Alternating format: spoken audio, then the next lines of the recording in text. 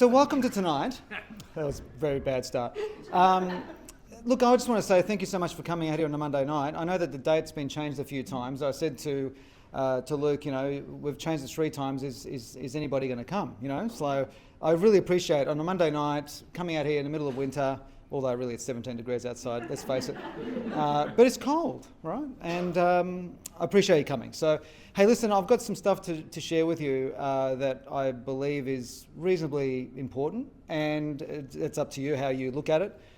We are going to be focusing on the topic of emotional fitness. I've been doing this now for 20 years. That's why all those numbers that Luke was reading out. It's like if you've been around for long enough, the numbers build up, don't they? So does your age and everything else. So here we are. Has anyone here seen me speak before? Okay, and who doesn't have a clue who I am and all that kind of stuff? That's fantastic. Love it. I love it.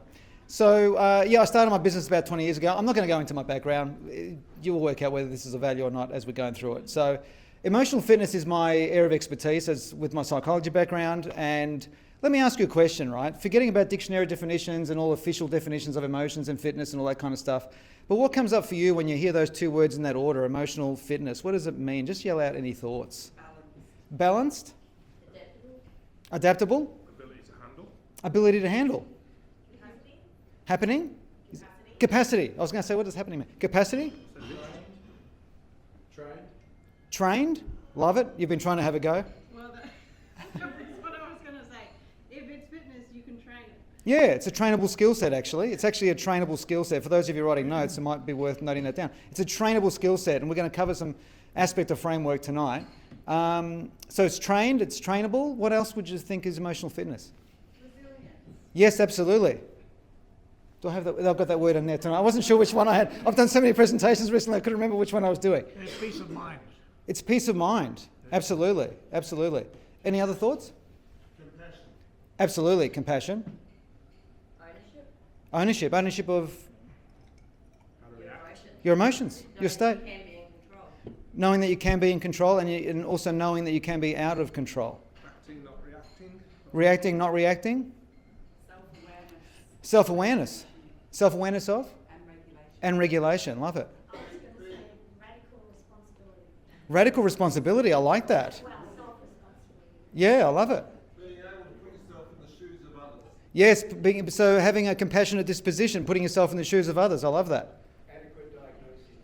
Adequate diagnosis. Is this the gentleman with the glasses? That's a very intelligent response, sir. I like that. Your emotions and you don't know what it is and you have to label it adequately. I'm angry. Oh, do you know what I mean? Like knowing how to label. Yeah. I love that. I'll share an insight just quickly now that comes to me that's not up here on the slides or anything, but for those of you writing notes, you might want to write this down, and that is that emotions do not respond to facts. They only respond to the meaning that you give the facts, which really touches on a lot of answers here that you've already shared. Regulation, trained, all these responses sort of tap into that. So emotions do not respond to facts. We feel or experience like they do, but they actually don't. They're responding to the meaning that we give in the facts. Any other thoughts on emotional fitness? Being an observer of what? Of those emotions. Of your own emotions? Yeah. Love that. To me, it's like, I can, what you mentioned as well, I can understand, this is what I'm feeling right now. Yep. I'm observing that. Yes. But it doesn't mean anything about what Yes, I love that. So all your answers are great, and I'm going to add to that. So there's a couple of different versions that I have of what emotional fitness actually means. The first one is this. Emotional fitness is preparedness for change. Preparedness for change. We all know that change is inevitable. If you've been living long enough, everything's changing all the time. We've all been forced to let go of things that mattered to us in the past. Who here has ever had to have let go of something really important that you cared about that you just had to let go of? Show hands. I mean, everyone's hand should be going up. If your hand hasn't gone up, I want to give you a nudge because... The opposite is true as well, like not being able to let go. Not being able to let go, which is still an aspect of letting go. So preparedness for change. The other way of looking at emotional fitness is that it's a continual evolution and transformation of your relationship with uncertainty. So essentially emotional fitness is it's the quality of your relationship with uncertainty. That's what it is. And your relationship with uncertainty is one of the most important relationships you could ever have outside of your relationship with people. because it's the one relationship that contributes massively to your growth. And something that I've shared thousands of times over the years, and that is that, Ray Kroc from McDonald's all those years ago said, you are either green and growing or ripe and rotting. Bless you. You're either green and growing or ripe and rotting. Everything in nature, markets, skill sets, relationships, economies, everything is either expanding or shrinking. Breathing out or breathing in, expanding or shrinking, green and growing or ripe and rotting. And so I'm going to share with you something that's just come to me right now, that's not on the slides, that I want to share with you because I think this is really, really important, because uncertainty is not just one-dimensional. There are actually 5 different types or 5 different levels of uncertainty that I've come to recognize over the years with lived experience, research, doing my work and all that kind of stuff. And I think it's well worth knowing. And there's 5 levels, and there are 3 categories of uncertainty. Write these down, 3 categories. Category number 1 is the type of uncertainty that you find fun. I know that sounds ridiculous, but I'll clarify. That's fun and chosen. That's fun and chosen. That's category 1. Category 2 is hard and chosen. And category 3 is hard and not chosen. There are 3 categories. There are 3 levels of uncertainty that we need to know about. 3, like if I use the analogy of a swimming pool, where this end of the swimming pool here is very, very deep and I can't touch the bottom, and this end of the swimming pool is crazy shallow, it's up to my ankles. At this level here, the first level of uncertainty is what we call variety. Variety is where you choose to add some spice to your life. It's where you choose to do something interesting. That might have a little bit of difficulty, but it's fun, fun, fun. There's really no hardship here. And it's like going and trying a type of food that you've never ever had before, or going off and doing a form of exercise that is completely unfamiliar that you find a bit of fun. Then you've got the next level of uncertainty. So this one here is fun and chosen. And there's a point to this, which I'm going to clarify in a moment. The second level is adventure. This is now stepping it up a bit. The water's up to our thighs here. Adventure. Adventure is where we decide to immerse in a fun experience and we don't know what the outcome's going to be. It's spicy, it's fun. Adventure might be going to a country you've never been to before, or traveling to a part of the world that doesn't speak your primary language, or just doing something very different that has got no reference points. Adventure, fun. And then you've got the pivotal point in the middle. So you've got 1, 2, and this one in the middle is where everything can change for you. This is the one in the middle that can boost your emotional fitness like nothing else. Because the one in the middle is challenge. And challenge is hard and chosen. It's when you choose to do something that you don't know if you can do it. You don't know if you're enough. You don't know if you can make it. But it's safe because it's not life-ending or life crisis type of thing. Am I making sense? Yep. Thank you, sir. Is this making sense to everyone? So challenge is doing something hard. One of the hardest things I've ever done, I've done marathons, they've been hard, absolutely, but one of the hardest things I've ever done was a vision quest many years ago. For those of you who may not be aware, a vision quest is where it's based on an ancient indigenous American Indian tradition of helping you become a man or a woman growing up. And the vision quest is where you go out and spend, I'll cut to the chase because I haven't got time to tell the whole story because I don't know how much longer I've got, but like a vision quest is where you go out into the bush, and in our case with the version that we did, is you claim a spot, you create a medicine wheel out of sticks and stones, you sit in that wheel for 72 hours and you don't sleep, you don't eat, you just have water with you, you've got a whistle with you in case you panic so you blow it and the shaman guy comes to talk to you if you need any direction or help, and you sit there for 3 days. And you haven't got anything with you.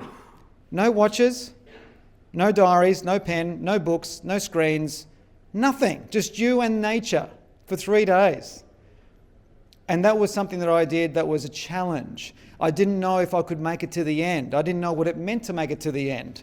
One of the toughest marathons I ever did was a few years ago, where I experienced what they call the wall for the first time. A wall is where your body runs out of glycogen stores, you're out of petrol, you're out of fuel. It's like racing a racing car and it's out of fuel. It doesn't matter how good the car is, if it's out of fuel, you can't move it. Do you know what it's like to walk the last 10 kilometers of a marathon when you are out of fuel? It's fucking awful. Because no mindset is going to get you over that. It's done. It's like getting into your car going, I'm going to think positively and put petrol in my car with my mind. It's like it just doesn't work. You just can't do it. So, but I love that, because what challenge does, it prepares you for change. It prepares you for the hard things. Because when we get to the serious end of the pool, level 4 are problems. And I mean real problems. A problem is defined as something that actually affects one of the big 3. Well, one of the big 3 takes a hit. The big 3 is your health, your money, and your relationships. If there's something that is affecting massively a relationship or relationships or your money situation or your health situation, you have got a problem. And if you think that you've got a problem but your health is okay and your money's okay and your relationships are okay, you haven't got a problem. That's drama. That's something completely different. It's bullshit. It's like, fuck off. It's bullshit. So, but a problem is where one of those big 3's been genuinely hit. Does that make sense? And then you've got the deep end of the pool where you can't even touch the bottom, where you're struggling to breathe. And that's crisis. And a crisis is a nuclear bomb. Like, that is really, really, really hard. That's where everything was fine 1 minute, and the next minute, everything's gone. It's kind of like, I just recorded a podcast literally before coming here. And I shared in that podcast that, like many months ago, 6 months ago, in our living room, we've got this big, massive pane of glass. It's a big window with no opening. It's just one big pane of glass. And the lawnmower guy was whippersnippering in the garden where there was a stone, and it whippersnippered a stone up to the window, and it hit the window at its most vulnerable point. And it shattered into probably hundreds and hundreds, maybe 1,000 shards. But it remained still. The window remained in the frame. But it was in cracks this big, like little 5 cent 10 pieces. We've all got, I don't care who it is, we've all got a vulnerable point that can smash us to smithereens. And somehow in a crisis, like the window, we're smashed in smithereens, but we're still together. Our identity is still there, but it's just in shards. Am I making sense? Yes. So who here has experienced something like that somewhere at some stage? It changes your life.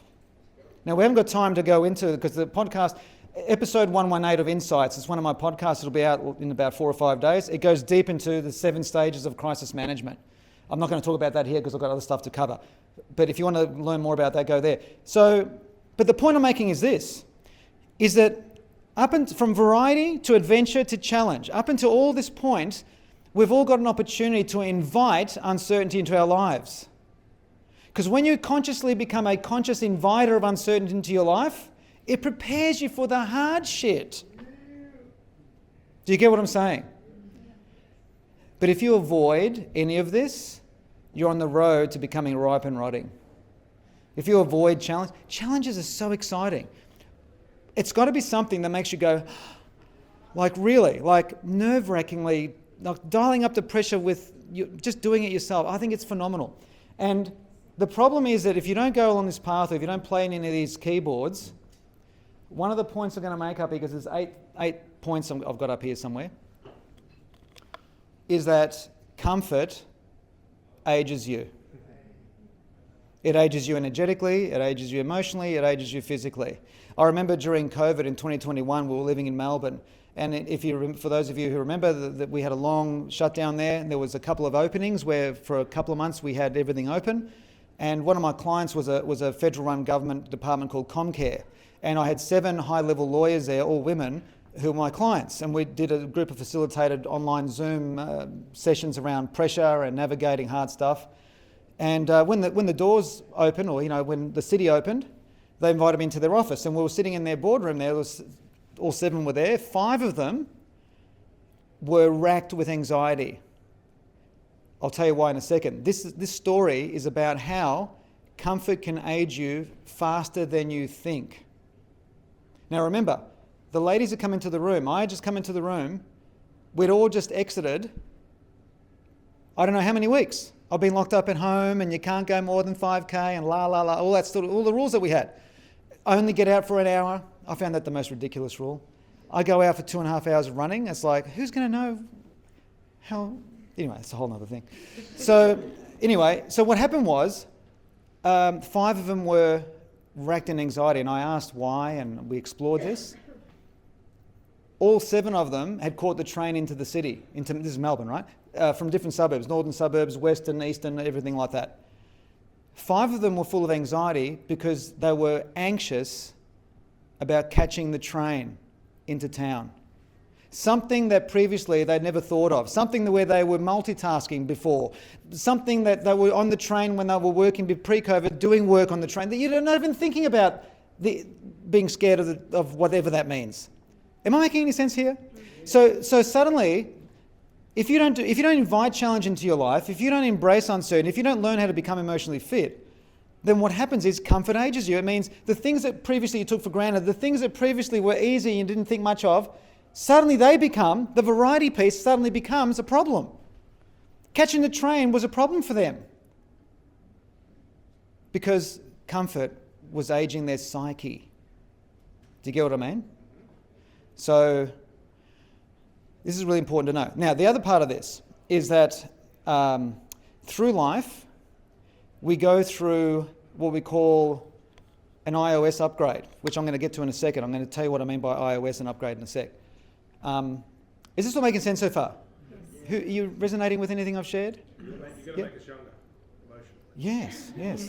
Yes, and the way you're going to do that is you're going to join me in this event called High Rocks in December. What's it called? Highlight? High Rocks. It's doing hard shit indoors and it involves a lot of running. Can't wait. It's going to be a lot of great. All right. Whoops, wrong way. This is, okay, the coming up on the slide, coming up in a sec. This is the most simplest, best definition of intelligence I've come across in 20 years of my work. I only came across this last year. It's by a guy called Naval Ravikant. He's an entrepreneurial sort of magician. And he said, intelligence is our ability to get what we want out of life. It's our ability to get what we want out of life. Now, I was running a workshop a couple months ago with this definition, and someone put their hand up, fair enough, and they said, well, what if I don't know what I want? And most people, this is the pattern. Most people are clear on what they don't want, and they lack clarity in what they do want. My answer to that particular fellow was the same as what I'm going to share with you here. And that is that apparently when Michelangelo was interviewed or spoken to about his remarkable statue of David, they asked him all these questions about how, and like, how did you do it? And he said, what I did was I chipped away what was not David. And I was left with David. Now, there's more to it than that. But the point I'm making is, he's right. How do you work out what you want? By letting go of and stopping the things that you don't want. By stopping, don't be tolerant of the things you don't want anymore. And by movement. And my sons are 18. Our sons, twin boys are 18. They're kind of mildly stressed about what they're going to do with their lives. And I said, it's okay. Just as long as you're doing something, one's going to be working in hospitality, the other one's going to be working in fitness. He's getting into his bodybuilding, he's loving it. It's just amazing. So I said, you just keep doing these things. And as you're moving, you'll discover what you don't want. And one day, what you do want will be crystalline, clear and obvious to you. But you ain't going to figure it out by staring at your navel and doing nothing. Do you get that? You figure it out by doing. Nature shows us that it's through movement that everything stays alive. The moment movement stops, I just recognised you. Hello. Your name again? Yes, Casey. How are you? Okay, nice to see you. Your hair's grown. It's different. Yeah. How are you, Leanne? Sorry if I haven't said hello to you and I meant to know you. So intelligence is our ability to get what we want. Now, so there's that bit there. And the other thing is that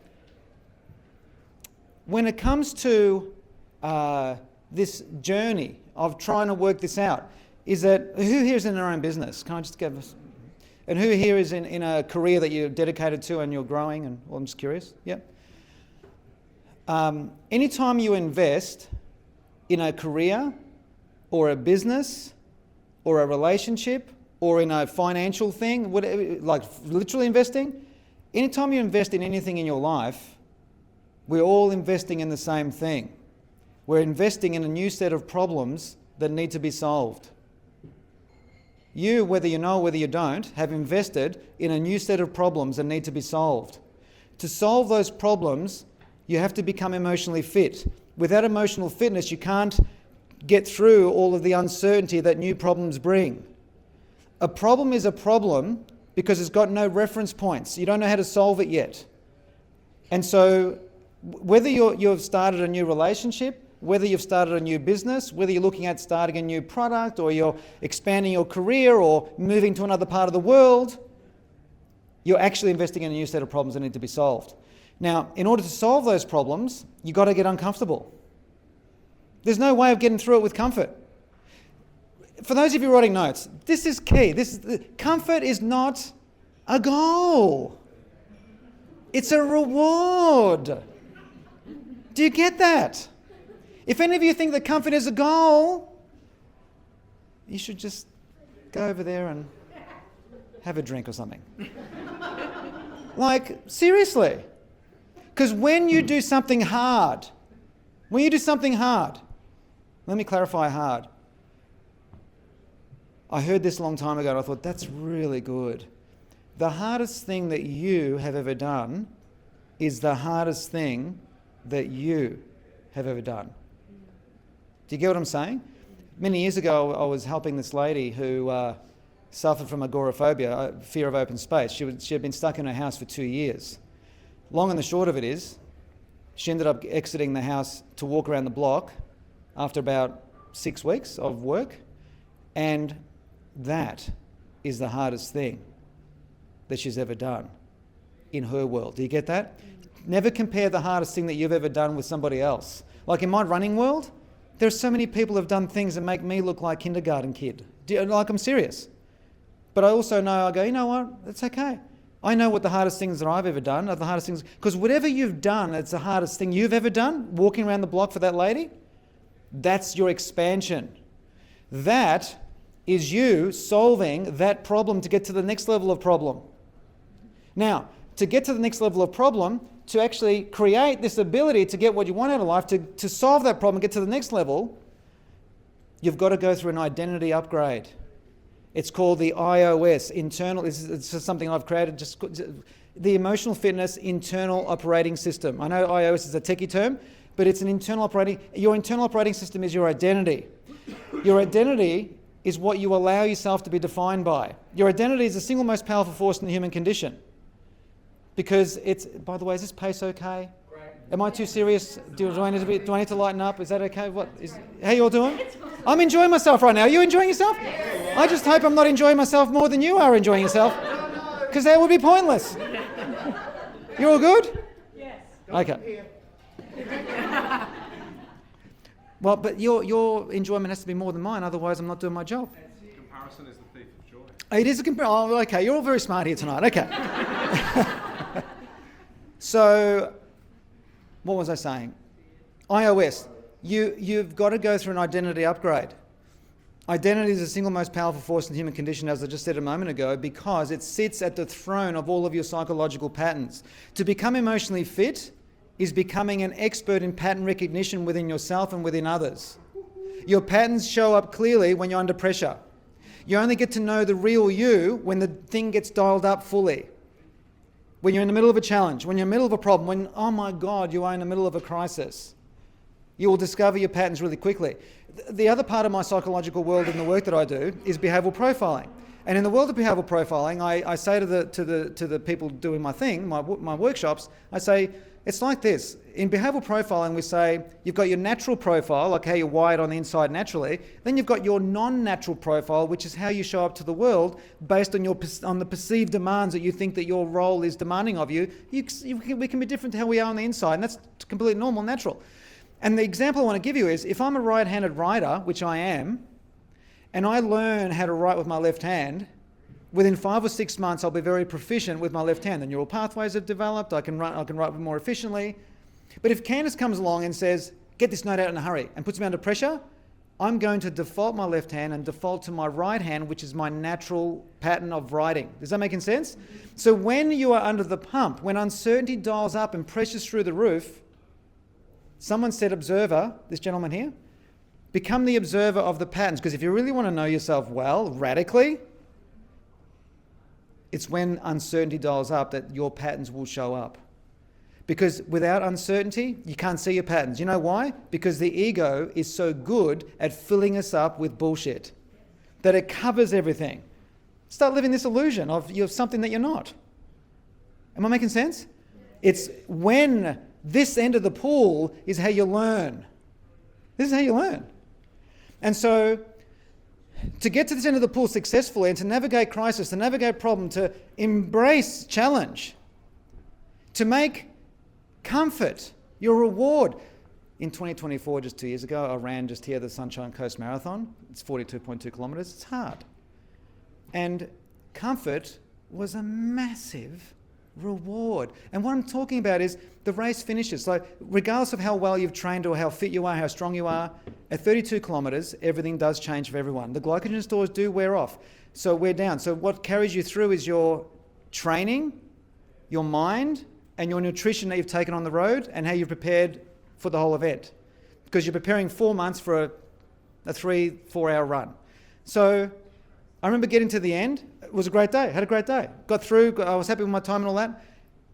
And I got through the end and just, this is an example of comfort being a reward when you've done something hard. Because after that event, just sitting down was so good. Like I'm sitting down going, oh my God, this is amazing.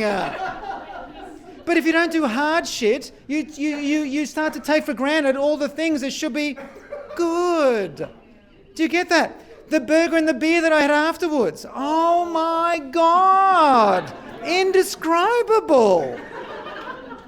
It was fucking amazing. I was in tears with the beauty of the burger sitting on my plate.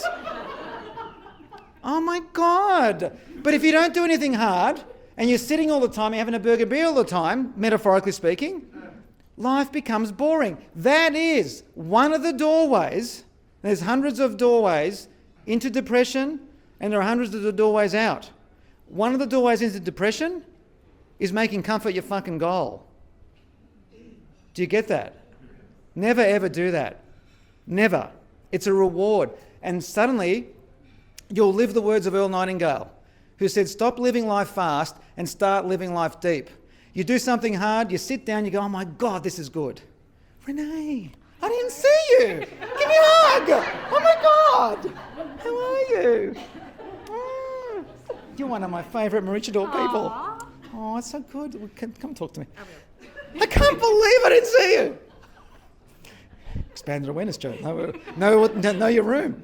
Oh my God. Did I spit on you by accident by any chance? Yes, okay. I love you, mate. Thanks, mate. Okay.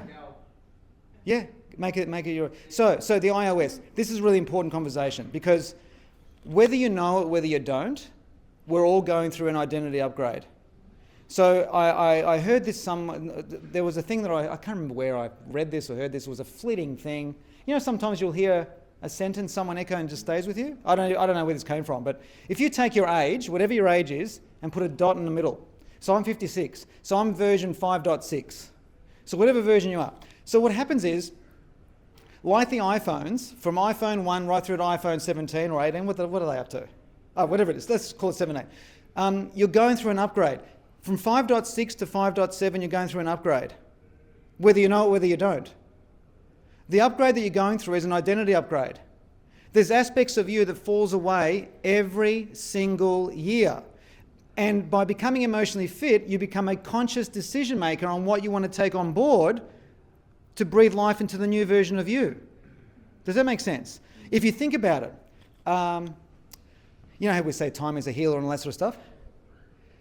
By being an aware observer of your iOS upgrades every year, what you'll discover is you'll get to a point where you outgrow your past. When you outgrow your past, your history no longer has a hold on you. Whatever traumas and difficulties you've gone through will be healed. Now, I know that there's lots of roads to healing. I know there's lots of philosophies and thoughts on healing. My take on healing is probably overly simplistic, but it's worked for me and my clients, and that is, it's about outgrowing your past. It's about knowing, and this, what I'm going to say next flies against what I just said, but it's a different context, because language can contradict us. But Carl Jung said something like, life is not a problem to be solved, it's an experience to be had. Do you get that? And throughout that journey, you're going through these iOS upgrades. And these iOS upgrades means, you know, there's aspects of you that simply don't serve you anymore. Like, think about it. I mean, this room, now I've got to be very careful how I say this, on average is probably a 4.7. Sorry. Well, there's a couple of you here that make up, boost the averages, so let's just say we're 4.0. But whatever you are, go back to 10 versions ago of you and ask yourself this question. Could the version of you 10 versions ago, 10 upgrades ago, could that version of you handle the life that you have right now and the responsibilities that you have right now? Yes or no? No. So when you become a conscious understander and awarer that you're going through these upgrades, you're able to embrace more possibility, you're able to see more possibility and get more stuff happening in your life. Does that make sense? Intelligence is our ability to get what we want out of life. Be aware of the upgrades. Now, what a crisis does, this is a massive upgrade. This is a complete nuclear bomb resetting, because one of the phases that we go through in a crisis, there's 7 phases, as I said, just listen to episode 118 when it comes out later this week. In one of the phases is reconstruction of your identity. Identity is powerful, guys, because how much time do I have left, Luke? Because I've got slides and I want to... Oh, for God's sake. Oh, thank you. You sure? Just 20 minutes? Do you want me to stop in 20 minutes or keep going? It's up to you. Let's go to 20 minutes and you can tell me. You might want to be going home after this. So the iOS is important. Upgrading from 5.6 to 5.7 is important. And what I've actually done is somewhere up here, actually I might forward this just really quickly, and I'm going to come back to the slides that I've created for you, is if you want to grab what I've done is I've created a 10-minute self-reflection exercise. You do this by yourself, solo, and it's just a series of 4 or 5 questions that you reflect on and ponder on and you journal on so you can make sure that your next upgrade is a good one. Am I making sense? Do you want to grab your phones out and just click on the QR code and it'll take you to a link where you can grab that self-reflection exercise. I'll just get out of your way for a sec. So what will happen is you'll just get an email and then you click the email or whatever in there and then you'll get the report. Well, it's not a report, it's a self-reflection exercise. It's really, really good. So these are exercises that you do by yourself, guys. So it's the same QR code, everyone, that's on the table. So you can't quite get on the screen. It is on the table. Oh, wow. That's really good. It's a series of links. So you'll find it's your iOS. That's what this is referring to. Great. Thanks, guys. Can I change that back? Is that okay? All right. It's on the table. Everyone, if you missed it, it's on the table. Yeah, cool. Does anyone have any questions so far? Anything you want to ask? All good? Keep going? All right, so what I've got here is I've got some points I want to make about emotional fitness that I think will be useful to you. The first one is this. Work on the one thing that nobody can take away from you. Thank you. What do you reckon the one thing that no one can take away from you is? How I feel. Joy. Thank you, but no? Your dream. No? But thank you. Close. Starts with M.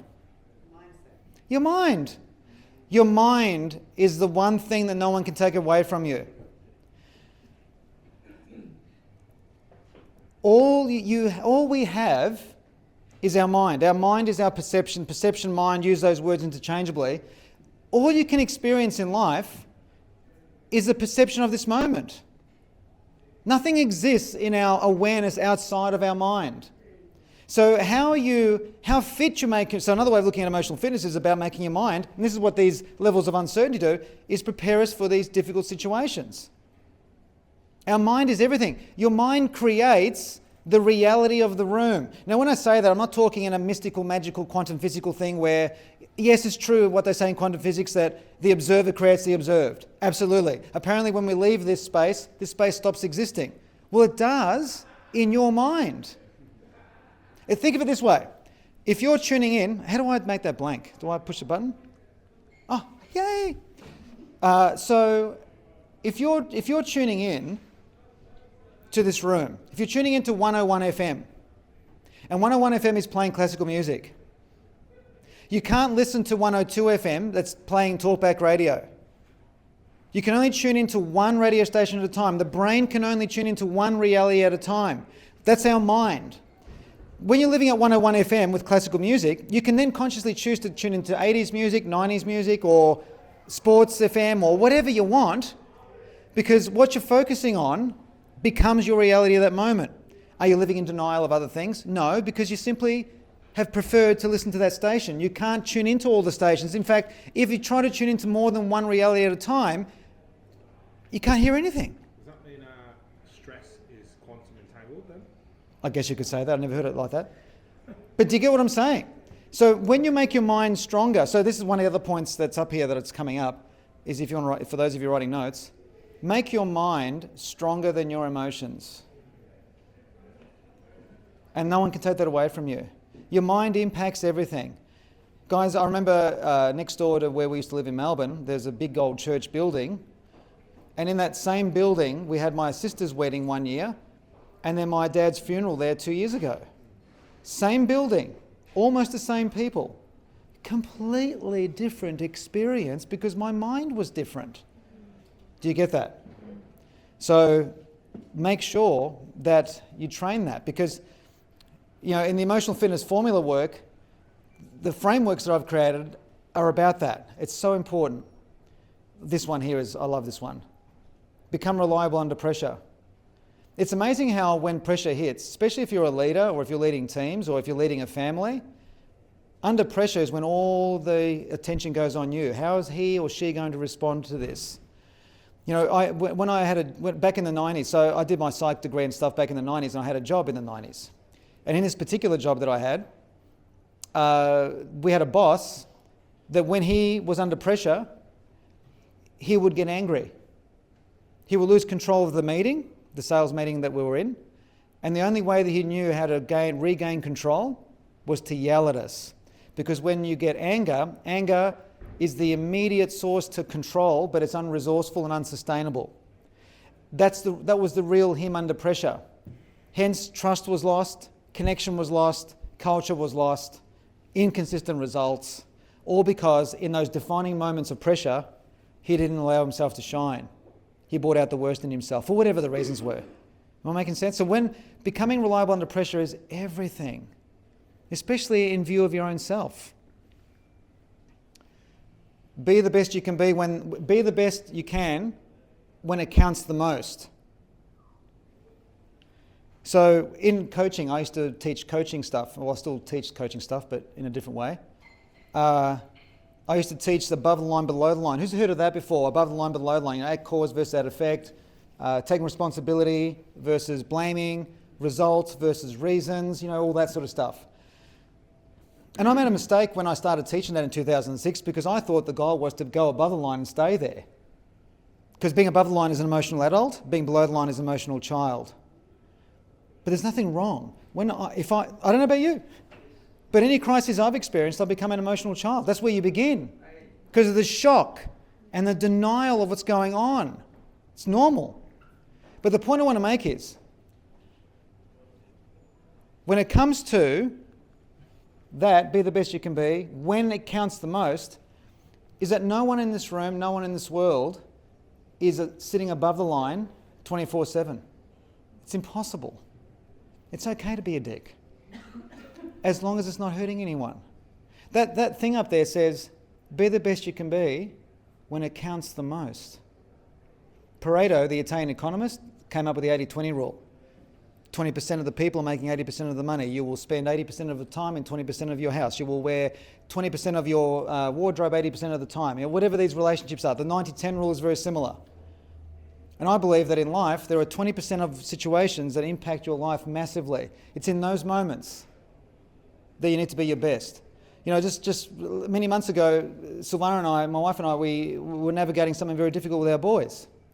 Some very bad things that they did, like things that really shocked us.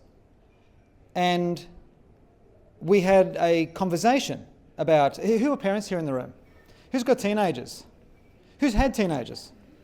Who has got wisdom that they've created around teenagehood and raising kids and stuff? And who's rapped that they had them? Come on. Yeah. It's a whole other conversation if you had said no to that.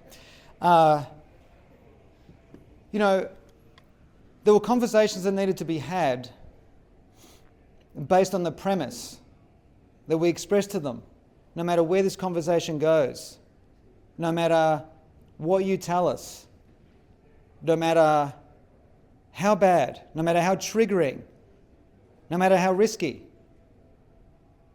There were 3 words that we said to them that mattered more than anything. And it wasn't I love you. I love you was part of it. We said we love you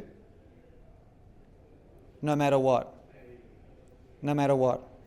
And there are going to be no consequences here. Because punishment doesn't teach. It rebels. I don't know about you, but when I was a kid, if I got punished, it's like, fuck you, I'm going to do this differently next time so I don't get found out. Yes or no? Yeah. If you're an employee and a boss is being a prick, it's like, no, I'll work out another way of doing this because I don't. That's rebellion, but with no consequences. And I love you no matter what, and we all make mistakes, and it's okay. It's different. Do you get that? So the point I'm making is those conversations that we had with them was a moment that counted for Sylv and I to be at our best. Does that make sense? Not to be at our reactionary worst, but to be at our responsive best. Oh, I love this one. You can never rise above the opinion of yourself. Water cannot exceed its own height. I just had a glass of water back there before I came on, and I do these weird things in my head. I was looking at the water and I'm going, this water in this glass, the height of it, it cannot exceed itself. It's impossible. Psychologically, your opinion of yourself is your water height. Whatever you think of you, you can't rise above it. Now, I've got to explain this properly because it's not that simple. So, we've all got, you know how I said to you that pane of glass had that vulnerable point that shattered the whole thing? Because the pane of glass that I was shared with it, I mean, the stone could have hit it anywhere. The stone could have hit it anywhere and the window wouldn't have shattered. It would have just been chipped. But instead it was hit somewhere where it all... Now when that happens, this is important because, I'll give you an example. Sylv and I were watching, we're over in Noosa and we watched Toddy Goldsmith. I don't know if you know Toddy Goldsmith. She's an actress, singer. She's Olivia Newton-John's niece. And Toddy Goldsmith did a show in Noosa at the J, where it was a tribute to her auntie, where what she did was she would tell some stories of Olivia and then play a song that story inspired. Yeah, it was beautiful. And our opinions of ourselves will vary throughout life, up and down, up and down. It's like the ocean, it's just like that. Because she shared the story of where Toddy kept referring to her auntie as Livy, for short for Olivia Newton-John. And she said she remembers getting home one day, because what happened with Toddy was her mother left her when she was 8, and Olivia Newton-John became like her mother. She was an aunt, but really raised her, right? She was in her life a lot. And there was a moment in Livy's peak of her career where Toddy got home and she found Livy on the staircase, sitting on the stairs, sobbing uncontrollably. could barely speak. And when she started to sort of settle a little bit, Livy told her that her husband at the time, Matt, had left her. And Toddy was saying, here's a woman who's gorgeous, beautiful on the outside, gorgeous on the inside, incredibly talented, rich, popular, famous, gave and gave and gave to her communities that she cared for. And she's sitting there, Livy's sitting there with all of that. And the question that she asked was, why am I enough? Why am I enough?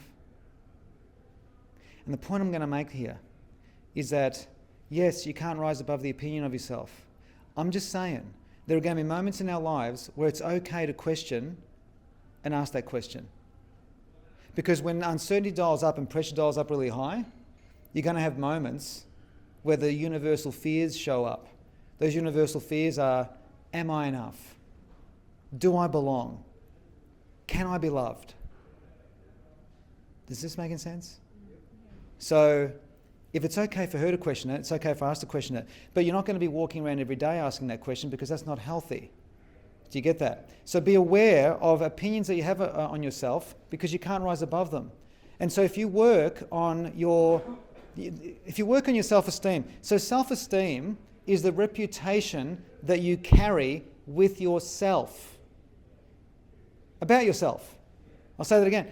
Self-esteem is your reputation that you carry with yourself. It's your opinion of you. Be aware of that. So when you embrace challenge, when you embrace hard things with choice, your opinion of yourself rises. I just recently trained for the Gold Coast Marathon, 4 months, 48 hours out. I hurt my calf or whatever, and I couldn't run it, and it was it was hard, but during those 4 months, I had to do some really hard things, like run 30 k's at 4:30 in the morning on a Sunday when it's raining, you don't know when it's going to stop, and then it's just by myself, and I remember going to Alex, hoping I'd see you. And but I thought, what are the chances of Renee hanging out here at 4:30 in the morning? I mean, if she was hanging out here, I'd be asking, what are you doing here? You know? But I went running in the rain, in the dark, and alone for 3 hours. It was a 3-hour workout. And my opinion of myself rose because of that. Do you hear what I'm saying? You have to give yourself permission to be okay with thinking that you're okay. Do you get that? So that's really, really important. How much longer, Luke? Oh, okay. Oh, this is so good. People follow your soul, not your goal.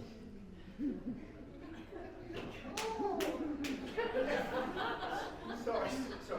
That's right. I think he's a fan. They follow your soul, not your goal. They follow your spirit, your essence. They follow who you are, your being, your character. They don't give a shit about your goal. I remember when, again, that job that I had with that boss, he had his father was the owner of the company.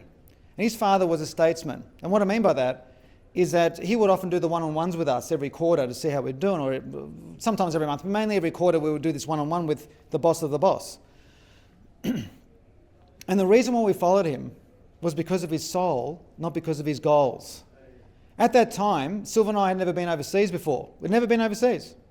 And he asked, so what's motivating you to make this money and do all these things? And I said, well, it's not so much motivation, it's more inspired to go and experience worlds we've never experienced before.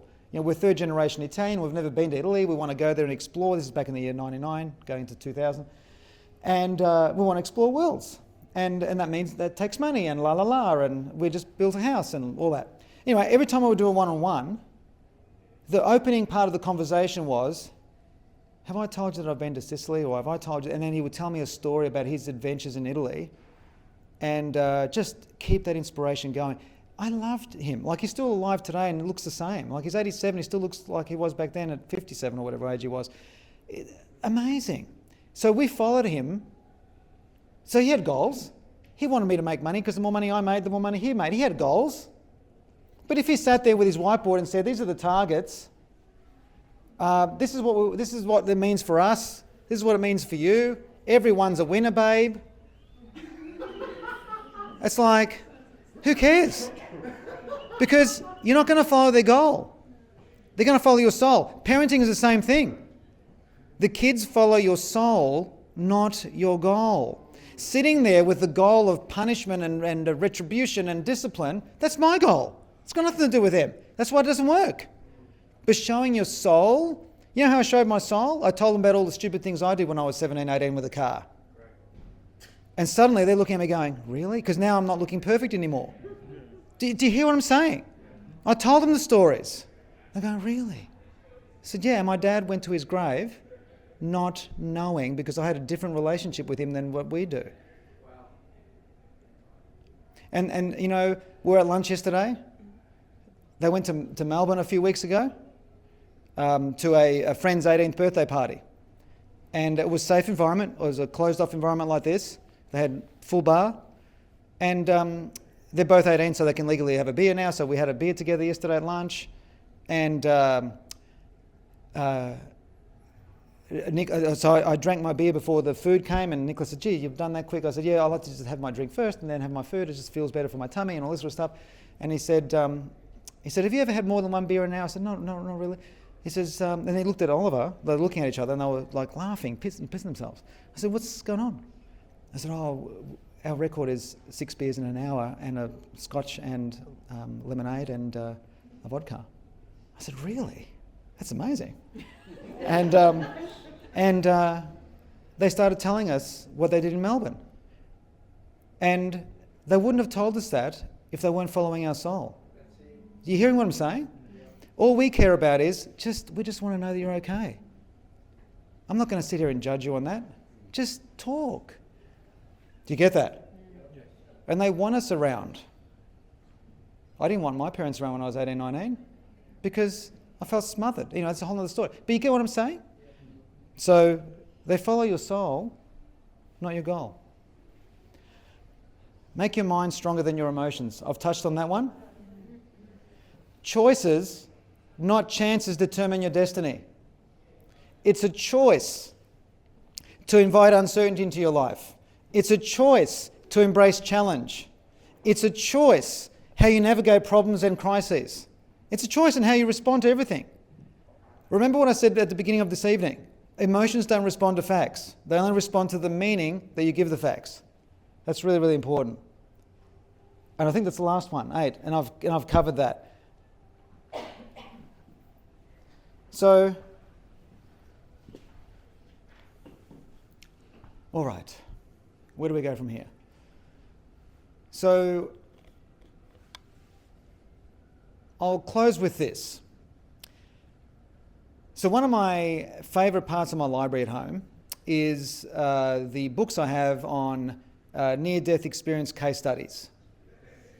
I find, because when it comes to becoming emotionally fit, in the frameworks that I've created, there are 5 key focus areas that are important to become emotionally fit.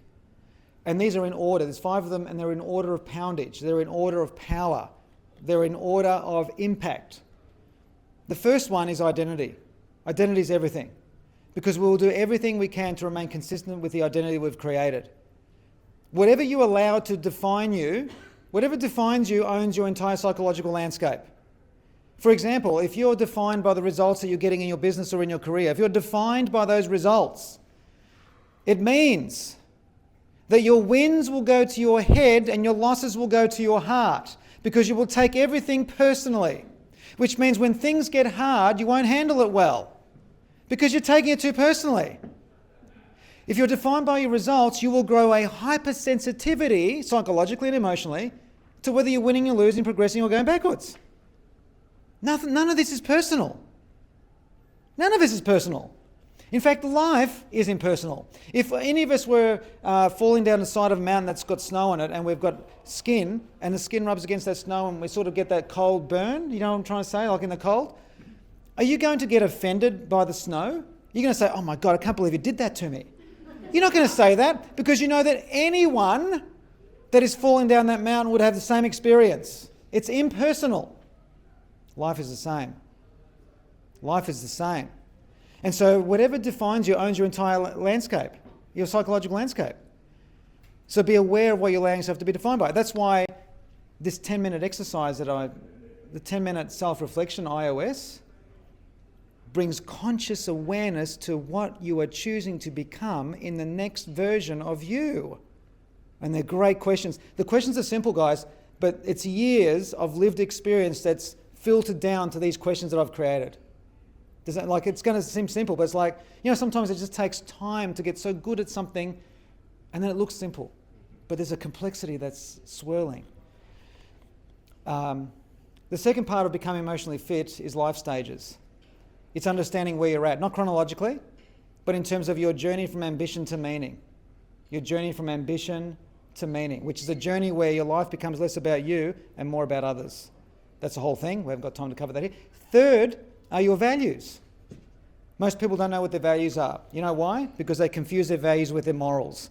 A moral is what you define as right and wrong. That's a moral. That's not a value. A value is something that you do that brings you joy. A value is where you realize a desire within that needs to be expressed. So they're joyous activities that you bring into your life. Part of becoming emotionally fit is having joyous activities that you can do to carry you through the hard times. When I started my business, it was my running joy that helped me manage and navigate all the difficulties of starting my own show. Is that making sense? So values determine. A value is an emotional compass. That's what we call it in emotional fitness. It's an emotional compass. And then you've got emotional flexibility, which we've touched on briefly. And the fifth one, the final part of the formula, is perspective. And what I want to close with here is something about perspective. And the near-death experience case studies reset my perspective every time my perspective gets a little bit messy. Because there's a guy called Dr. Raymond Moody. Back in 1975, he wrote a book called Life After Life. It's been updated many, many times, all the way up to 2015. It was updated. He's interviewed in excess of 20,000 people who have experienced near-death. And the definition of near-death is where your heart, brain, has actually stopped functioning. You are actually physiologically dead. And then you somehow come back to life, you get revived, and you have a conscious memory of what you experienced on the other side of the veil. And Raymond Moody identified that there were patterns, universal patterns, themes that a lot of these people were bringing back. And so when you've got that many number, when you've got in excess of 20,000 case studies, you can get statistically valid feedback on these themes. Does that make sense? If I just interview Renee here and she's had a near-death experience and I conclude that this is what it all means for everyone, that's anecdotal. It means it's just one person. But if you've got 20,000, you can pick patterns. And one of the patterns that's come out of this, that many have recalled in their own way, is that they come back into their lives completely differently because of two questions that arose and bubbled up in their consciousness that came from the universe, the God, the whatever, the voice, the thing, the consciousness, the universal intelligence, whatever you want to call it. It bubbled up in their minds, and they came back with these two questions on a mission to make sure that they answer these questions properly with lived experience and with the choices that they're making. First question: how well have you loved?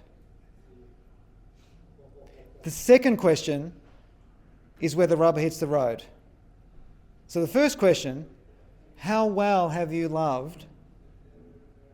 Second question, how well have you allowed yourself to be loved? That's all that fucking matters. Those two questions, that's the ultimate in emotional fitness. You get that? That's pretty much all I wanted to say tonight. Cool? Thank you for listening. I really appreciate it. Thank you.